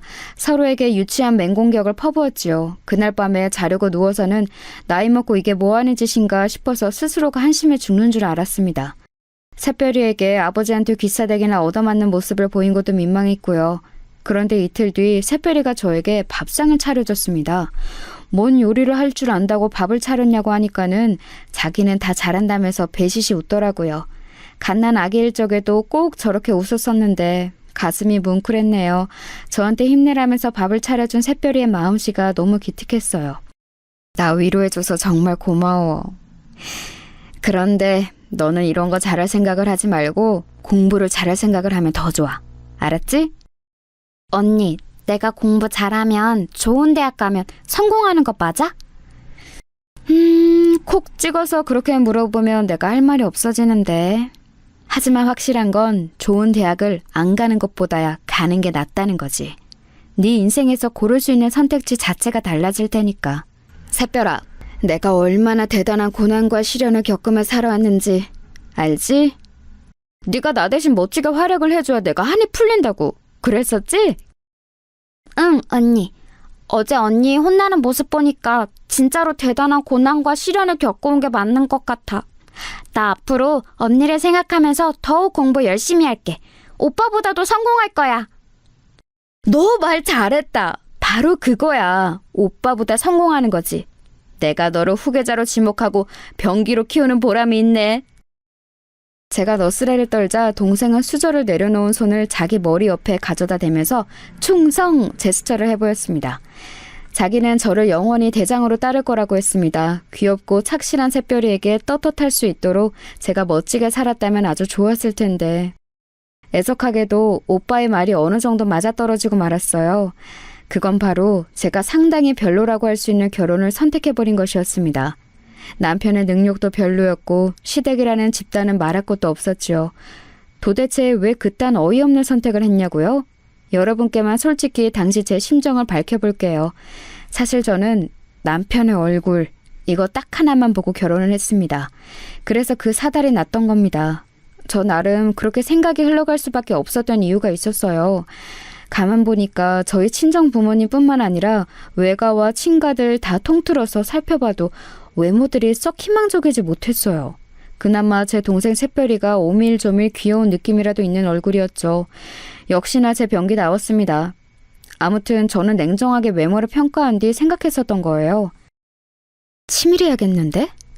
나는 다른 건 몰라도 잘생긴 남자를 만나는 게 이세를 위하는 길인 것 같아. 애를 안 낳고 살 거라면 모를까. 애를 낳을 거라면 잘생긴 남자를 만나야 돼. 대단하지 않은 외모라서 슬픈 것, 이 굴레는 내 손에서 끊어낼 거야.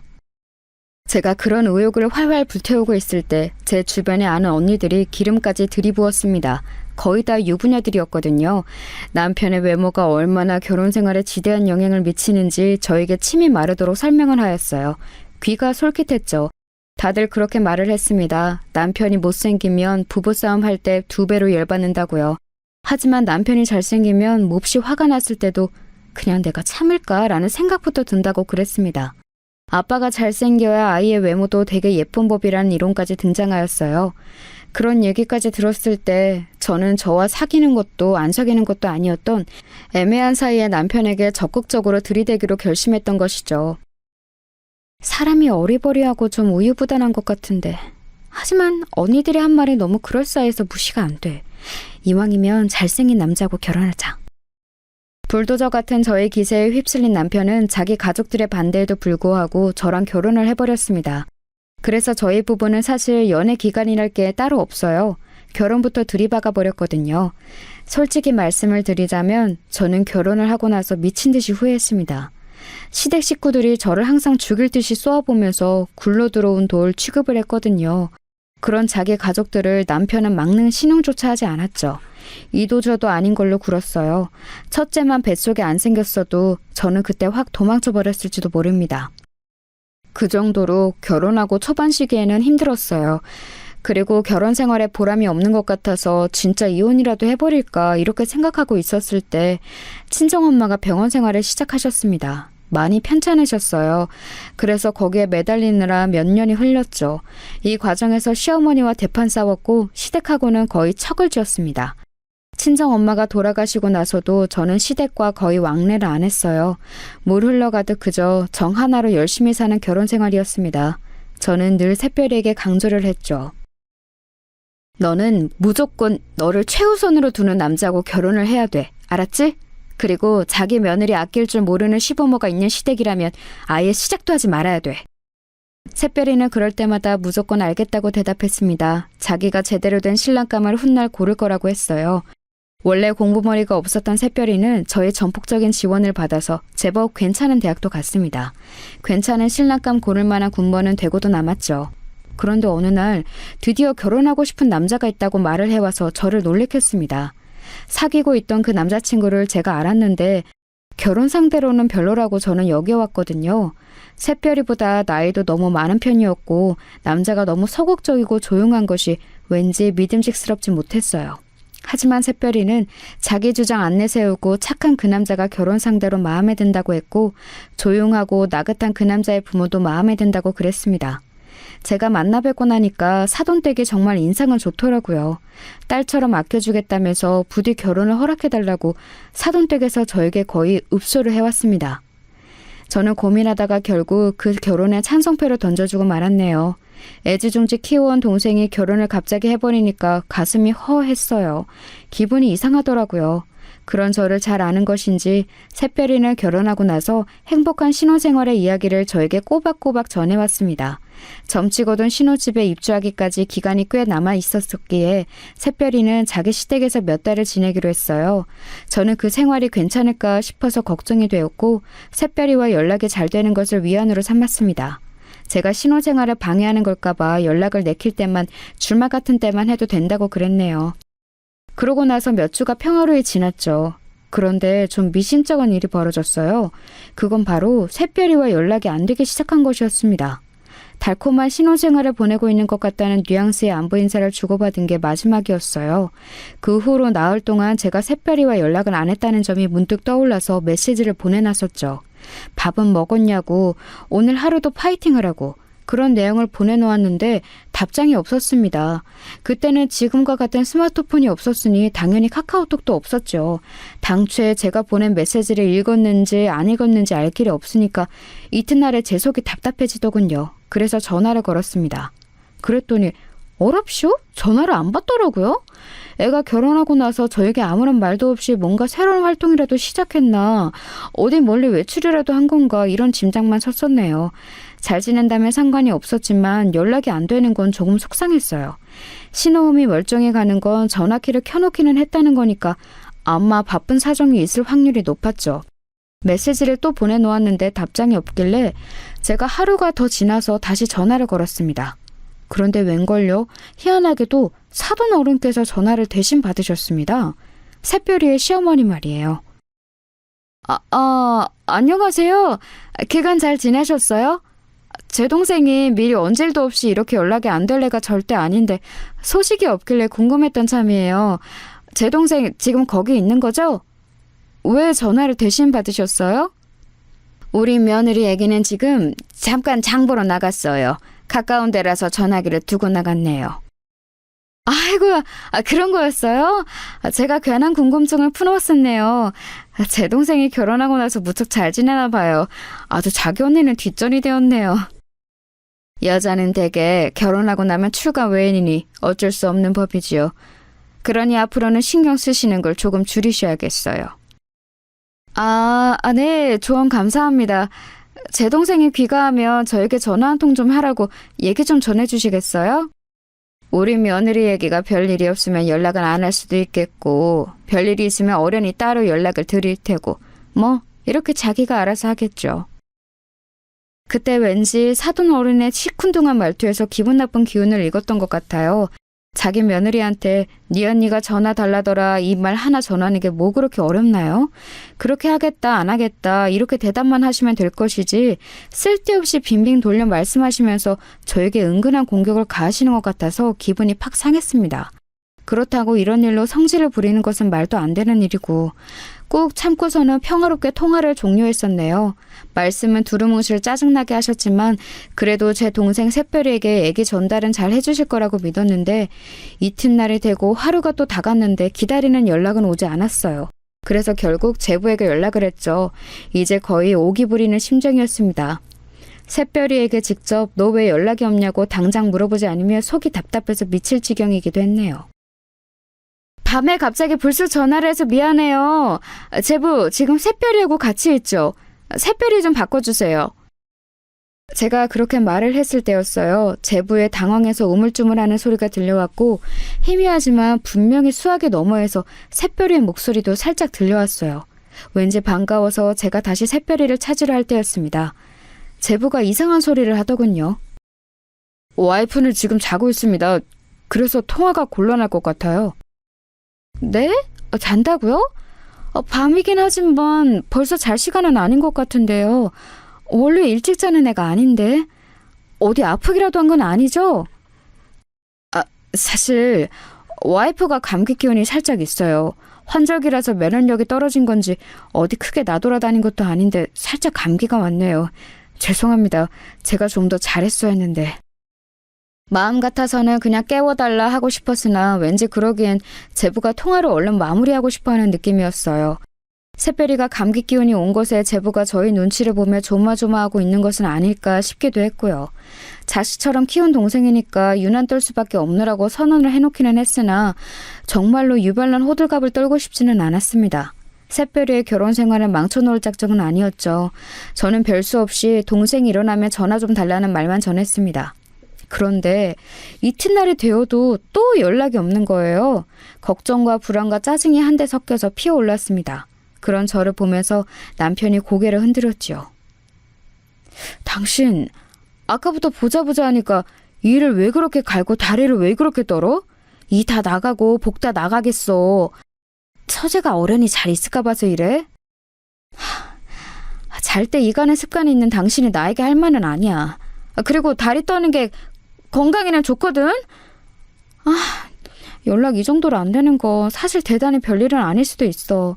남들이 보면 그래서 뭐가 문제냐고 할 수도 있겠지만 내 동생은 이렇게 연락이 안 될 사람이 아니기 때문에 내가 지금 이러는 거야. 내가 이런 말을 하며 당신은 화를 낼까 봐 참았는데 나는 처제가 결혼하고 나서 자기만의 온전한 생활을 가져본 것에 만족감을 느껴서 잠시만이라도 당신에게서 해방되고 싶어하는 건 아닐까 이런 추측이 들더라. 간섭을 벗어나서 한 번쯤은 아예 연락도 안 하고 안 받고 싶어하는 거겠지. 상식적으로 지금 이 상황은 그런 상황이야. 당신도 속으로는 내심 이렇게 생각을 하고 있었지? 아니, 조금도 그렇게 생각한 적 없는데? 우리 샛별이가 대체 왜 나를 간섭이라 여겨? 그럴 애가 아니야. 당신은 뭘 몰라. 당신은 처제가 늦둥이 동생이기 때문에 자식만을 애틋하게 키워봐서 그러는 거야. 원래 자기 자식을 다 안다고 부모는 과신하잖아. 그런 거랑 똑같아. 샛별이는 나를 자기 인생의 대장이라고 여기면서 자란 애야. 내가 걔를 밀어주면 걔는 착실하게 앞으로 나아가면서 으쌰으쌰 잘 살아왔어. 당신이 알지 못하는 우리 자매만의 역사가 있고 유대관계가 있으니까 헛다리 짚지 마셔.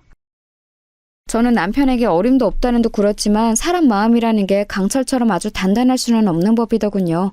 겉으로 티는 안 내어도 깊은 속으로는 진짜일까? 내 동생이 지금 나를 잠시나마 벗어나고 싶은 존재로 여기는 걸까? 이런 생각이 들어서 가슴이 찰렁 내려앉았습니다. 저희 애들도 저에게 그러더라고요. 이모는 이미 다 큰 성인인데 자기 인생의 이막을 찾아서 결혼까지 했는데 제가 너무 쓸데없는 걱정을 하면서 지금 참견 중인 거라고 말입니다. 남편과 자식들이 다 비슷한 말을 하니까 저도 약간 자중이 되긴 했죠. 차분하게 마음을 가라앉히고 샛별이가 먼저 연락을 주기로 기다렸습니다. 기다림의 미학이라는 표현도 있잖아요. 그걸 실천하기로 했던 거죠. 하지만 지금 한 달을 채우도록 연락이 없는 건 좀 너무한 거 아니야? 차분하게 마음을 가라앉히기는 개뿔. 안 되겠어. 누가 나를 간섭쟁이로 욕을 하고 비웃든 말든 상관없어. 이런 답답한 심정을 안고 지내느니 저질러버리는 게 낫지. 당장 쳐들어간다. 그러나 제 성격상 실천의 결심은 얼마 가지 않았고 차키를 집어들고 말았습니다. 왜냐하면 제보 또한 연락이 안 되고 있었기 때문입니다. 왠지 제 연락을 피하는 것 같다는 생각이 들었어요. 차로 2시간 걸리는 거리를 저는 1시간 40분 만에 돌파하여 새별이가 있는 곳에 도착을 하였습니다. 새별이의 시댁이기도 했지요. 거침없이 현관 앞으로 가서 초인종을 눌렀습니다. 새별이의 시어머니, 사돈 어른이 응답을 하시더군요. 불쑥 찾아온 방문객의 정체가 저인 것을 아시자 인터폰 너머로 왠지 흠칫하시는 게 느껴졌어요. 동생 만나러 왔다고 했더니 없다고 하더라고요. 제가 문이나 열라고 그랬죠. 먼 길 왔는데 인터폰으로만 대화하고 있는 건 좀 아니었으니까요. 사돈 어른도 그리 생각하기는 하셨는지 잠시 후 현관문을 열어주셨습니다. 처음에는 분명 결이 가득한 얼굴로 문을 딱 여셨는데 살벌하게 가라앉은 제 얼굴을 보시더니 약간 주춤하시면서 안색을 바꾸셨어요. 제 귀에 눌리신 모양이었습니다. 굉장히 난처한 표정으로 눈썹을 축 내리시면서 제 동생이 없으니까 지금은 곤란하다고 하시더군요. 우리 며느리 애기가 아침 일찍부터 약속이 있다나 뭐라나 그러면서 외출하고 지금은 없어요. 어떡하죠? 어떡하기는 뭘 어떡하나요? 제가 안에 들어가서 동생을 기다리면 되겠죠. 굳이 그러실 것은 없는데요. 여기 근처에 카페 하나 크게 생겼는데 거기로 가시겠어요? 제가 차 한 잔 사드려도 좋고요. 옆으로 비켜주시는 게 저한테는 더 좋을 것 같습니다. 저리 좀 비켜주세요. 저는 짜증스럽게 사돈 어른을 옆으로 밀치고서 집 안으로 발을 들였어요. 사돈 어른이 저를 말리고 자시고 할 새도 없이 저는 성큼성큼 집안을 활보하며 샛별이와 제부의 공간을 찾았습니다. 가정 안쪽에 있는 부부 침실 문득 딱 열었을 때였어요. 제가 너무 놀라서 그 자리에서 일단 굳어버렸네요. 언니? 언니가 맞은 거야? 언니 나 여기 있었어. 나 좀 도와줘. 새별아, 너 이게 몰골이 지금 이게 뭐야? 다쳤어? 이 엄청난 기부스들은 대체 무슨 약물인데 어쩌다 이랬어? 언제 이랬어? 연락은 왜 안 됐어? 침대에 비스듬히 눕듯이 앉아있던 제 동생은 오른팔과 오른다리에 두툼한 기부스를 하고 있었습니다. 상상도 해본 적 없던 상황에 제가 진짜 기가 막히더라고요. 설마 이렇게 크게 다친 후였다니. 병원에 입원을 하고 있는 쪽이 더 어울릴 만한 기부스들이었는데 집에서 이런 몰골로 처박혀 있었다니 너무 어이가 없었습니다. 그런데 곧 더한 사실이 샛별의 입을 통해서 밝혀졌어요. 내가 연락을 하고 싶어도 할 수가 없었어. 휴대폰을 어머님이 가져가 버리셔서 언니나 다른 사람에게 연락하면 가만 안 두시겠다고 그런 엄포를 놓으시고는 돌려주지 않으셨어. 뭐라고? 미친 거 아니야? 연락을 왜 못하게? 저기요, 이것 보세요. 이게 대체 어떻게 된 일입니까? 제 동생이 팔다리를 죄다 다쳐서 이런 꼴이 되었는데 왜 제가 몰라야 했던 거죠? 게다가 한쪽 팔다리가 다 이렇게 됐으면 당연히 거동이 불편한데 왜 목발이고 뭐고 주변에는 아무것도 안 보여요? 저는 눈이 돌아가서 아연 실색을 하며 방 안의 풍경을 바라보고 서 있던 사돈 어른을 향해 외쳤습니다. 사돈 어른은 입을 꾹 다문 채로 저를 답답하게 만드시더니만 이내 어쩔 수 없었다고 작은 목소리로 중얼거리셨죠. 그때 샛별이가 눈물을 흘리며 울기 시작했어요. 제가 와줬으니 이제 지옥 탈출이라고 여겨져서 눈물이 터진 것이었죠. 서럽게 엉엉 울면서 저에게 그간의 이야기를 해줬는데 오늘아 진문개진 발음이었지만 핵심을 이해하는 것에는 큰 어려움이 없었습니다. 제부가 이런 거라고? 둘이 말다툼하고 있을 때 제부가 너를 확 밀치는 바람에 네가 이렇게 다친 거라고? 그래놓고서 너에게 이혼을 당할까봐 네가 나에게 일러 바치면 내가 사다를 내놓을까봐 그걸 계속 작정하고 숨겨온 거야? 병원에서부터 너를 감시했었다고? 다친 후로 병원 말고는 다른 곳을 한 번도 외출한 적이 없었고? 저는 멍하니 샛별의 말을 곱씹으면서 서서히 제 안에 번지는 충격으로 허탈한 웃음을 지었습니다. 사람이 너무 어이가 없으려니까 웃음부터 나오더라고요. 샛별이가 제부 같은 논팽이에 비하면 너무 어리고 예쁘긴 했지요. 공주님처럼 모시겠다고 해서 결혼을 시켜준 것이었으니 결혼 생활 초장부터 그게 어그러지면 다 끝인 거라고 제부와 그 어리석은 가족들은 생각한 모양이었습니다. 알고 보니 제부라는 놈이 엄청난 다혈질이라고 했어요. 얌전하고 내성적인 것 같지만 쉽게 욱하고 손을 올리고 쌍욕을 내뱉고 그러다가 진정되면 다시 순한 얼굴을 하고 무서운 사람이었던 거예요. 새별이는 이러지 않겠다, 그냥 평범한 안부전화만 하고 싶다 이렇게 호소를 해왔지만 망할 놈의 사돈댁은 의심의 눈초리를 거두지 않은 겁니다. 혼자 거동도 할 수 없는 사람을 감시하면서 가둬놓고 기가 죽다 못해 피가 마르도록 한 거였어요. 사돈 어른이 한숨을 내쉬면서 이러시더군요. 우리 아들이 자기 아내는 앞으로 자기가 잘 길들여서 꽉 잡고 가겠다고 그러니까 내가 별 수 있나요? 그러라고 하는 수밖에요. 그리고 저도 며느리가 너무 콧대 놓고 드센 게 보기 좋지 않은 것 같아서 그 콧대를 좀 이 기회에 꺾어놓고 싶었어요. 며느리란 모름지기 시어머니에게 순종해야 하는 법인데 그런 게 전혀 없고 자기 하고 싶은 대로 행동을 해버리니까 누가 위에 있는지 정확히 알려주면 좋을 것 같아서. 그게 무슨 개소리예요? 말 같지도 않은 말은 하지도 마세요. 어르고 달래서 어떻게든 결혼을 성사시킬 때까지는 이런 마음이 아니셨을 텐데요. 화장실 갈 때와 나올 때가 다른 게 사람 마음이라지만 아무리 그렇다고 해도 이건 지나치신 거 아닌가요? 며느리 사랑으로 최고가 되겠다고 하셨던 분은 대체 어디로 가신 거죠? 그게 다 입에 발린 소리들이었고 진심이 없는 감언이설이었다니. 그런 것에 속아 넘어가서 제가 제 동생을 이딴 집구석에 시집을 보냈다니 저는 지금 제 혀를 씹고 싶은 심정입니다. 이러니까 저희가 더욱 그랬던 거예요. 너무 유별나게 그렇게 동생을 위하고 싸고 도시니까 저희도 나름의 조치를 취할 수밖에 없었던 거라고요. 며느리는 이제 저희 집안 식구인데 그것을 용납하지 않으실 것 같아서 그랬습니다. 네? 싸고 돌긴 뭘 싸고 돌아요? 어디 김밥 싸요? 도시락 싸요? 거참 표현을 이상하게 하시네. 제가 분명 말 같지도 않은 말은 하지 마시라고 했을 텐데요. 노망 나셨나 보네요. 조기 치매가 오셨네. 새별아, 나는 네가 벌써부터 치매가 온 시어머니 모시고 살기에는 너무나도 젊고 아깝다고 생각하는데 너는 어떻게 생각하니? 제가 낮게 이를 갈면서 말을 하자 훌쩍거리고 있던 새별이가 우는 것을 멈추더니 고개를 번쩍 들어서 자기 시어머니를 똑바로 쳐다봤어요. 그리고 다음 순간 제 동생 새별이가 취한 행동에 상황이 상황임을 잊고 저는 웃음이 터질 뻔했습니다. 새별이가 멀쩡한 왼손을 들어서 손가락 부분만 기부스 밖으로 나와 있는 오른손을 움직이더니 기부스 끝으로 오른 손가락에 중지를 들어올린 거예요. 제가 키운 동생에게서 난생 처음 보는 손가락 욕이었습니다. 기부스 사이로 가운데 손가락을 들어올린 새별이가 눈을 부릅뜨고 말했어요. 어머님, 이거나 잡수세요. 그리고 꺼지세요. 그러자 사돈 어른이 삽시간에 얼굴이 벌겋게 달아오르더군요. 마음 같아서는 깽판을 쳐놓고 싶었으나 새별이를 챙기는 것이 우선이었기에 저는 얼른 부축에 나섰습니다. 목발도 없이 사람을 이렇게 방치해놨다니 새별이를 힘겹게 부축하는 동안 욕이 나오더라고요. 사돈 어른은 이대로는 못 간다면서 절대 못 보내니까 자기 아들이 올 때까지만이라도 있어야 한다고 박박 우겨댔어요.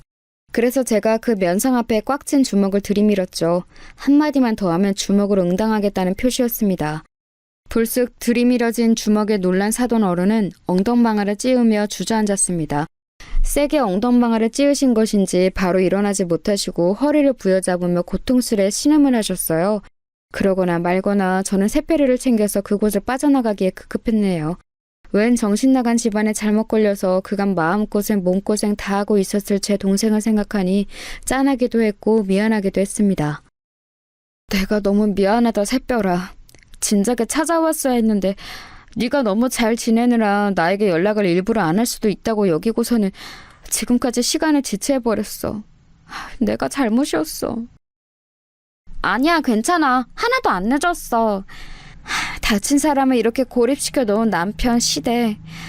그렇다면 내가 다 나은 후에는 어쩌려고 이러는 것인지, 그 안에 나의 길을 팍팍 죽여놓으려고 이러는 것인지 정말 감이 안 잡히는 이상한 사람들이라서 황당했고 무서웠는데 그래도 꿋꿋하게 버틸 수 있었던 건 언니가 나를 찾으러 와줄 거라는 믿음이 있어서였어. 왜냐하면 언니는 내 대장이잖아. 대장이라면 반드시 멋지게 출동해 줄 줄 알았지. 새별이는 그렇게 말하며 씩씩하게 웃어 보였지만 눈가에는 눈물이 다시 맺혀 있었죠. 그야말로 황당한 일련의 과정을 지나는 동안 그 속이 얼마나 갑갑하고 두려웠을까요? 우선 병원부터 향했고 며칠 입원을 하는 것으로 정했습니다. 안락하게 병원에 누워있으니까 새별이가 얼굴이 편안해지더라고요. 그리고 우물쭈물하면서 저에게 심정을 고백해왔어요. 사실은 제가 탐탁지 않아 하는 결혼을 한 것이기 때문에 금방 이렇게 저를 실망시키면 안 될 것 같아서 자기가 그 상황에서도 가만히 있었던 것도 있다고 그랬어요. 저에게 나쁜 소식을 안겨주고 싶지 않았던 거예요. 그 마음이 뭔지는 알 것 같아서 차마 나무랄 수 없었습니다. 제가 한숨만 쉬고 있으려니까 샛별이가 민망한 분위기를 없애고 싶었는지 기부스를 가리키면서 이제는 진짜 병기다운 병기가 됐다며 장난을 치더군요. 먼저 발 깨고는 샛별이를 외면할 수 없어서 저도 장단을 맞춰줬네요. 저희 남매가 서로 웃고 떠드는 걸 보며 가슴을 쓸어내린 사람 바로 제 남편이었습니다. 자기 처제를 멋대로 오해한 후였으니 심장이 떨렸을 테죠. 만회를 하려는 것인지 제부라는 놈이 낯짝 두껍게 샛별이를 찾아왔을 때 활약을 하였습니다. 죄송합니다. 겁이 나서 그랬어요. 저 때문에 와이프가 크게 다쳤으니 영락없이 이혼이라고 당하고 질책당하고 손가락질 당하고 그럴까봐 갑자기 두려운 마음이 들어서 숨기기로 했습니다. 제가 판단을 잘못했던 것 같아요. 용서를 빕니다. 앞으로 잘할 수 있게 기회를 주세요. 살다 보면 이런 일 저런 일 벌일 수 있는 게 사람이지. 그렇다고 해서 무조건 꽁꽁 숨기고 문제를 마주하지 않고 회피하고 이런 게 맞다고 보나? 남자 왕씨는 다 시키네. 너 같은 놈에게 줄 기회 따위는 없어. 우리 처제 인생에서 썩 꺼져버려. 남편이 다른 건 몰라도 외관은 참 괜찮은 사람이거든요. 그걸 앞세워서 어깨 쫙 펴고 불효령을 내렸죠. 제부 같은 구질구질한 놈은 남편이 윽박을 지르자 꼬랑지를 말 수밖에 없었습니다. 그 이후로요? 당연히 둘은 이혼을 했고 그 과정에서 정당한 보상금도 다 챙겨놨습니다. 원래는 한 푼도 줄 수 없다며 뻔뻔하게 상대가 나왔었는데 저희 오빠하고 새언니가 살면서 만난 모든 인맥을 다 동원해서 털어버리겠다고 하니까 기세가 눌려서는 돈을 토해내더군요. 그 돈으로 저는 샛별이가 재미있는 생활을 누리기를 바랐는데 그걸 다 꽁꽁 묶어놓더라고요. 왜 그러냐고 물으니까 자기 조카들의 미래를 위해서 두는 거라고 그랬어요. 저희 애들만 해당이니까 오빠네한테는 비밀이라며 윙크를 하는 샛별이의 모습에 가슴이 찡해졌습니다. 만류하지는 못하겠더라고요. 제부였던 그놈은 나중에 소식을 우연히 들어보니까 꽃뱀한테 잘못 물려서 재혼 생활이 파탄났더군요. 자업자득인 것 같았어요.